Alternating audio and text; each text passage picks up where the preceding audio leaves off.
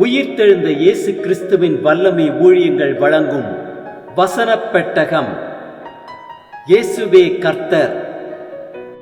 இயேசுவையே தேவன் ஆண்டவரும் கிறிஸ்துவுமாக்கினார். இயேசுவே ராஜாதி ராஜா, கர்த்தாதி கர்த்தா. கிறிஸ்துவே மரித்தோர் மேலும் ஜீவனுள்ளோர் மேலும் ஆண்டவர். கிறிஸ்துவே போதகரும் ஆண்டவருமாயிருக்கிறார். வசனப் பெட்டகத்தின் இன்றைய தின கருப்பொருள் ரட்சிப்பு. கர்த்தரின் பலனும் என் கீதமுமானவர், அவர் எனக்கு ரட்சிப்புமானார். ரட்சிப்பை குறித்ததான வேத வசனங்களை பார்க்கலாம். ஏசாயா 12:2 வாசிக்கிறோம், இதோ தேவனே என் ரட்சிப்பு, நான் பயப்படாமல் நம்பிக்கையாயிருப்பேன். கர்த்தராகிய யெகோவா என் பலனும் என் கீதமுமானவர், அவரே எனக்கு ரட்சிப்புமானவர். யாத்திரையாகமம் 15:2 வாசிக்கிறோம், கர்த்தரின் பலனும் என் கீதமுமானவர், அவர் எனக்கு ரட்சிப்புமானவர். அவரே என் தேவன், அவருக்கு வாசஸ்தலத்தை ஆயத்தம் பண்ணுவேன். அவரே என் தகப்பனுடைய தேவன், அவரை உயர்த்துவேன். சங்கீதம் 27:1 வாசிக்கிறோம், கர்த்தரின் வெளிச்சமும் என் ரட்சிப்புமானவர், யாருக்கு பயப்படுவேன்? கர்த்தரின் ஜீவனின் பலனானவர், யாருக்கு அஞ்சுவேன்? ஏசாயா 45:22-23 வாசிக்கிறோம், பூமியின் எல்லை எங்கும் உள்ளவர்களே, என்னை நோக்கி பாருங்கள், அப்பொழுது ரட்சிக்கப்படுவீர்கள். நானே தேவன், வேறு ஒருவரும் இல்லை. முழங்கால் யாவும் எனக்கு முன்பாக முழங்கும், நாவு யாவும் என்னை முன்னிட்டு ஆணையிடும் என்று நான் என்னை கொண்டே ஆணையிட்டு இருக்கிறேன். இந்த நீதியான வார்த்தை என் வாயிலிருந்து புறப்பட்டது, இது மாறுவதில்லை என்கிறார். யோனா 2:9 வாசிக்கிறோம், நானோவெனில் துதியின் சத்தத்தோடு உமக்கு பலியிடுவேன், நான் பண்ணின பொருத்தனையை செலுத்துவேன், ரட்சிப்பு கர்த்தருடையது என்றான். ஏசாயா 45:17 வாசிக்கிறோம், இஸ்ரவேலோ கர்த்தராலே நித்திய ரட்சிப்பினால் ரட்சிக்கப்படுவான். நீங்கள் என்றென்றைக்கும் உள்ள சதா காலங்களிலும் வெட்கப்படாமலும் கலங்காமலும் இருப்பீர்கள். லூக்கா 2:30-31-32 வாசிக்கிறோம், புறஜாதிகளுக்கு பிரகாசிக்கிற ஒளியாகவும் உம்முடைய ஜனமாகிய இஸ்ரவேலுக்கு மகிமையாகவும் தேவரீர் சகல ஜனங்களுக்கு முன்பாக ஆயத்தம் பண்ணின உம்முடைய இரட்சணியத்தை என் கண்கள் கண்டது என்றான்.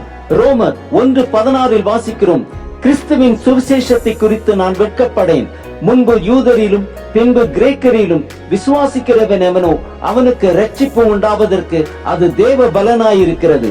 மத்தேயு 1:21 வாசிக்கிறோம், அவள் ஒரு குமாரனை பெறுவாள், அவருக்கு இயேசு என்று பெயரிடுவாயாக, ஏனெனில் அவர் தமது ஜனங்களின் பாவங்களை நீக்கி அவர்களை ரட்சிப்பார் என்றான்.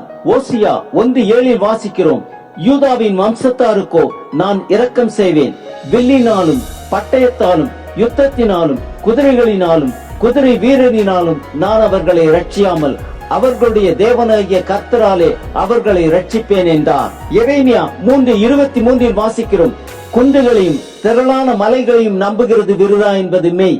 இஸ்ரவேலின் ரட்சிப்பு எங்கள் தேவனாகிய கர்த்தருக்குள் இருப்பது என்பது மெய்யே. 1 சாமுவேல் 2:1 வாசிக்கிறோம், அப்பொழுது அந்நாள் ஜெபம் பண்ணி என் இருதயம் கர்த்தருக்குள் களி கூறுகிறது, என் கொம்பு கர்த்தருக்குள் உயர்ந்திருக்கிறது, என் பகைஞரின் மேல் என் வாய் திறந்திருக்கிறது, உம்முடைய ரட்சிப்பினாலே சந்தோஷப்படுகிறேன். யோபு 13:16 வாசிக்கிறோம், அவரே என் ரட்சிப்பு, மாயக்காரனோ அவர் சன்னதியில் சேரான். ஏசாயா 61:10 வாசிக்கிறோம், கர்த்தருக்குள் பூரிப்பாய் மகிழுகிறேன், என் தேவனுக்குள் என் ஆத்துமா களி கூர்ந்திருக்கிறது. மணவாளன் ஆபரணங்களினால் தன்னை அலங்கரித்துக் கொள்ளுகிறதற்கும் மணவாட்டி நகைகளினால் தன்னை சிங்காரித்துக் கொள்ளுகிறதற்கும் ஒப்பாக அவர் ரட்சிப்பின் வஸ்திரங்களை எனக்கு உடுத்தி நீதியின் சால்வையை எனக்கு தரித்தார். ஏசாயா 62:11 வாசிக்கிறோம், நீங்கள் சீயோன் குமாரத்தியை நோக்கி, இதோ உன் ரட்சிப்பு வருகிறது, இதோ அவர் அருளும் பலன் அவரோடும் அவர் செய்யும் பிரதிபலன் அவர் முன்பாகவும் வருகிறது என்று சொல்லுங்கள் என்று கர்த்தர் பூமியின் கடையாந்தரம் வரைக்கும் கூறுகிறார். ஆபகுக் 3:18 வாசிக்கிறோம், நான் கர்த்தருக்குள் மகிழ்ச்சியாயிருப்பேன், என் ரட்சிப்பின் தேவனுக்குள் களி கூறுவேன்.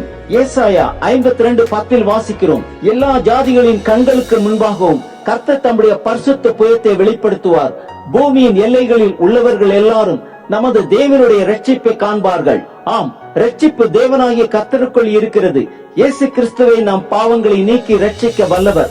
முழங்கால் யாவையும் அவருக்கு முன்பாக முடக்கி நாவால் தேவனை அறிக்கை பண்ணுவோம்.